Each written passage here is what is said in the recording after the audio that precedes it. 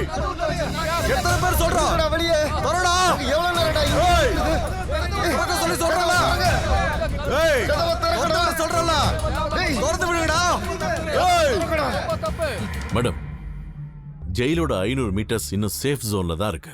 ஆனா காத்தோட வேகத்தை வச்சு பார்த்தா எப்ப வேணாலும் கேஸ் ஸ்ப்ரெட் ஆக நிறைய சான்சஸ் இருக்கு. ஒரு விஷயம் மேடம், கைதிங்க கிட்ட இருக்கிற ஃபிளேமபிள் ஆப்ஜெக்ட்ஸ் எல்லாத்தையும் நம்ம உடனடியா வாங்கியே ஆகணும். அவங்க கிட்ட ஸ்பார்க் வர மாதிரி என்ன பொருள் இருக்க போகுது? எனிதிங் மேடம், பீடி, தீப்பெட்டி, பேட்டரி, ஒரு மெட்டல் பாத்திரம் இருந்தாலும் போதும். ஏய் ஏய் எதுக்குடா எங்களை அடவிட சொல்றல திறந்து விடுங்கடா திறக்கடா ஏய் எவ்வளவு நேரம்டா டேய் இருக்குது எத்தனை பேர் சொல்றா திறடா ஏய் திறக்க சொல்லி சொல்றல கதவை திறக்க ஏய் திறந்து விட சொல்றல நெருப்பு தூக்கி போடுறா ஓடு கேக்கல திறடா ஏய் கதவை திறங்க திறடா இவ்வளவுதான்டா திறடா ஏய் கதவை திற ஏய் பாரு என்ன நடக்க போகுது பாரு எதுக்குடா எங்களை அடைச்சு வச்சிருக்கீங்க ஏய் கதவுடா நான் கிட்ட தான் போறேன்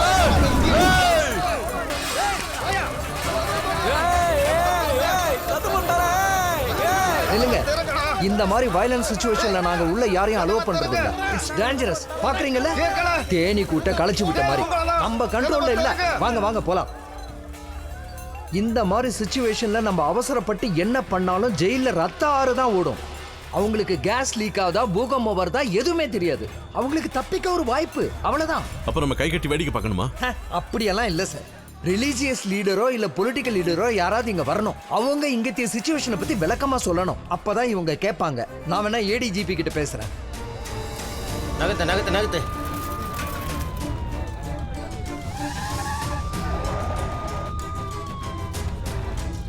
வழிவிடு சார் சார் அந்த பக்கம் என்ன சொல்லுங்க சார்? அவங்கள உள்ள விடாதீங்க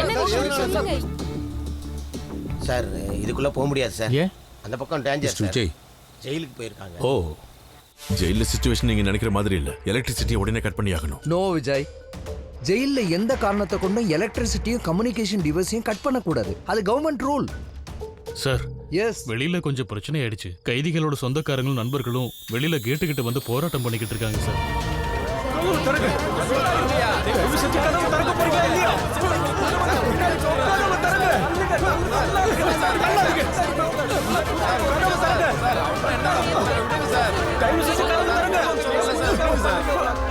ஐயா கதவை திறக்க சொல்லுங்கய்யா. யோ கதவை திறங்கய்யா. ஐயா எப்ப ஐயோட பரம் நாளைக்குங்கய்யா. அவன் எந்த தப்புமே செய்யலைங்கய்யா. தயவு செஞ்சு சார் விடுங்க. அவன் என்னோட ஒரே பையன். அவனுக்கு மட்டும் ஏதாவது ஒன்று ஆச்சுன்னா நான் இதே ஜெயில் பின்னாடி தூக்கில தூக்கிடுவையா. தள்ளு தள்ளு. உள்ள இருக்கவங்க மனுஷன்தான். உங்களுக்கு மட்டும் ஏதாவது ஆச்சு நாங்க உங்களுக்கு சார். சார் தயவு செஞ்சு ஏதாவது பண்ணுங்க. சத்தியம் பையனை காப்பாத்துங்க. நான் உங்க கால்ல வேணாலும் விழுந்து கும்பிடுறேன் சார். சார் இங்க எங்க சார் போறீங்க? ஒழுங்கா இதுக்கு ஒரு முடிவு சொல்லிட்டு போங்க. தயவு செஞ்சு சார் இது பண்ண போறாதீங்க சார். நில்லுங்கடா. உங்களை கொல்றதுக்கு இல்ல, உங்களை எல்லாம் காப்பாத்துறதுக்கு தான் ராத்திரி ஃபுல்லா இவங்க எல்லாம் கஷ்டப்பட்டுட்டு இருக்காங்க. புரியுதா இல்லையா?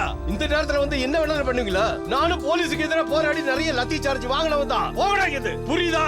சூடுல என்னன்னு புரிஞ்சு நடந்துக்கணும். போகடாங்க. தள்ளுங்கடா தள்ளுங்கடா. ஓட போங்கடா தள்ளுங்கடா. போடா தள்ளுடா. போடா நிக்காதீங்க தள்ளுடா. மேடம் என்ன சார் உங்ககிட்ட ஒரு கேள்வி.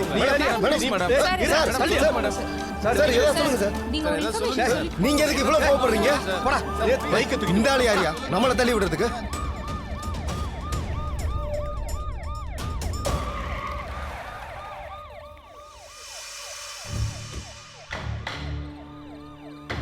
சார் உங்ககிட்ட ஒரு கேள்வி. மேடம் மேடம் சார் சார் இதா இப்ப இந்த இடத்துல தான் கேஸ் ஸ்ப்ரெட் ஆயிட்டு இருக்கு. சென்ட்ரல் ஜெயில் இங்க தான் இருக்கு.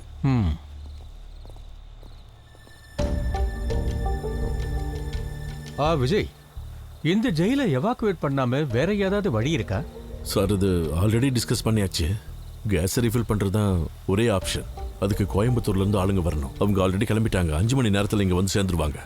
அது வரைக்கும் கேஸ் எந்த அளவுக்கு பரவுன்னு சொல்ல முடியாது. சார் ஒரு நிமிஷம் சார். சார் அங்க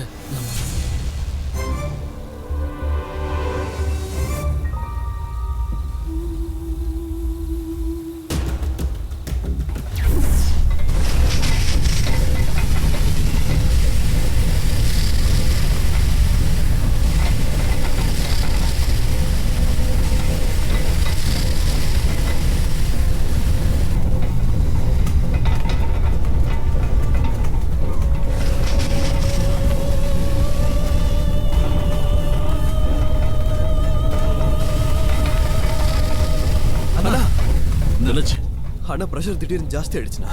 லாஸ்ட் பிளாஸ்டோட ஹீட்னால ஆயிடுச்சுன்னு நினைக்கிறேன்னா. அங்க ரிஃபைனரி டெக்னீஷியனால கிட்ட கூட போக முடியல. சரி அவங்க எங்க? இதோ அங்கதானா. டேங்கரோட டிரைவர் உடனே இங்க வரணும். அவங்களோட கண்டிஷன் என்ன ஏதாவது தெரியுமா?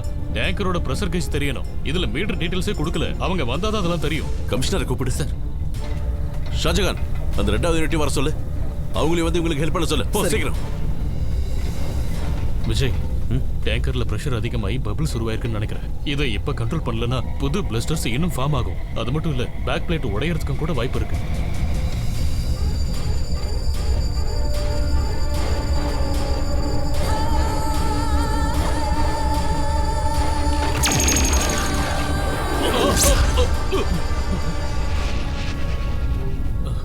விஜய், இன்னும் பிரஷர் பில்ட் ஆச்சுன்னா இன் செகண்ட் அது பிளாஸ்ட் ஆயிடும். அது மவுண்ட் ஆகிட்டு இருக்கு. பிரஷரை கண்ட்ரோல் பண்ணியாகணும். எப்படி? பிரசிஷன் பாயிண்ட்டுக்கு கீழே இருக்கிற மீட்டர் பேனல்ல 60 கியூபிக் வால்யூம் பிரஷரை குறைக்கணும். பிரஷர் வால்வை ரிலீஸ் பண்ணணும். But it's dangerous. பிரஷர் கேஜோட வேரியேஷன் திடீர்னு உள்ள பாயில உருவாக்கும். It might blast. 60 கியூபிக் வால்யூமா?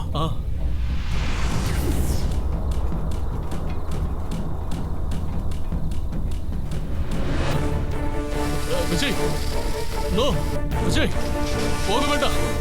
விஜய், சொன்னா கேளுங்க. போகாதீங்க. இப்ப போக வேண்டாம்.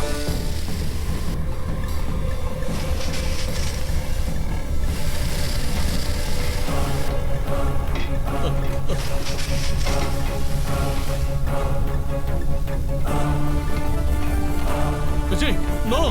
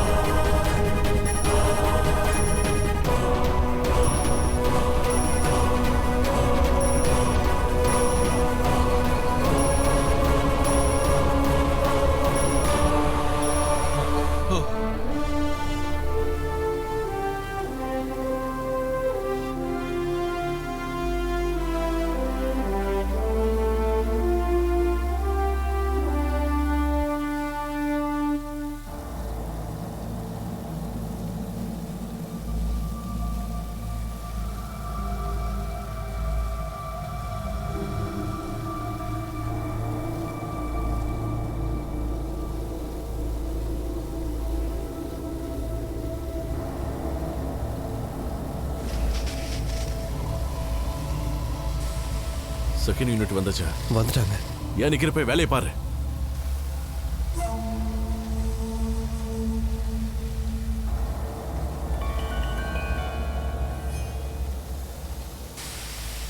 நீங்க அதை கவனிச்சீங்களா? சேசிஸோட கனெக்டிங் லேம்பை ஒழுங்கா கிளிப் பண்ணாம விட்டுருக்காங்க. Useless fellows. எவ்வளவு கேர்லெஸ்ஸா இருந்திருக்காங்க பாருங்க. இல்லனா அது சேசிஸ்ல இருந்து கரண்ட் விழுந்திருக்காது. சேஃப்டியை பத்தி ஒரு கன்சர்ன் இல்லாத இடியட்ஸ்.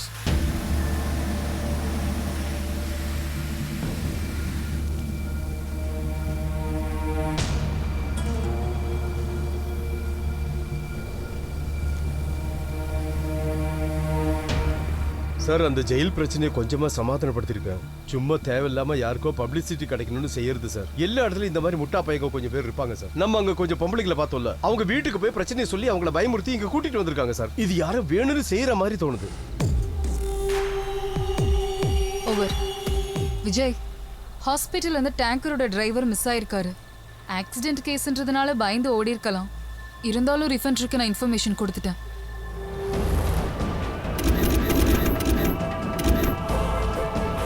ஏசிஸோட கனெக்டிங் லேம்பை ஒழுங்கா கிளிக் பண்ணாம விட்டுருக்காங்க.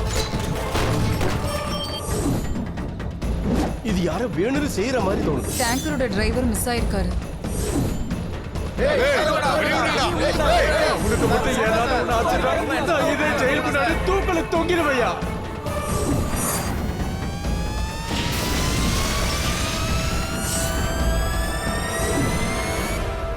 மேடம், இந்த டேங்கர் தெரியாம விடல, பிளான் பண்ணி பண்ணிருக்காங்க. கூட்டி கழிச்சு ஒரு முடிவு எடுத்துட்டு தான் நான் இங்க வந்து நிக்கிறேன். 50 கியூபிக் வேல்யூ இருக்கிற டேங்கர் தான் விபத்துக்குள்ளா இருக்கு. ஒரு நகரம் எரிஞ்ச சாம்பலாக இது ரொம்ப அதிகம்.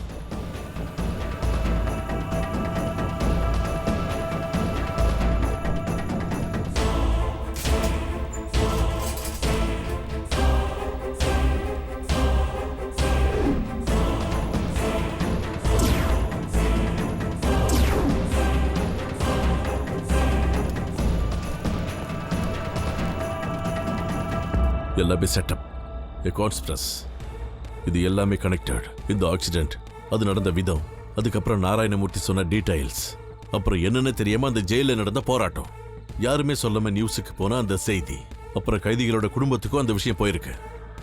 அப்படி பார்த்தா எல்லாமே பிளானிங் தான். திட்டம் போட்டு வேணும்னே பண்ணிருக்காங்க. மிக்ஸி சுத்தமாகல, இன்னொரு வாட்டி கழுவுங்களேன். கேன்சர்னு டாக்டர் சொன்னாங்க. அந்த கார்ல இருந்த குழந்தைய பாத்தீங்களா? என்ன மாதிரி ஆளுகளை காப்பாத்துறதுக்காக தான் அரசாங்கம் உனக்கு இந்த வேலையை கொடுத்திருக்கு.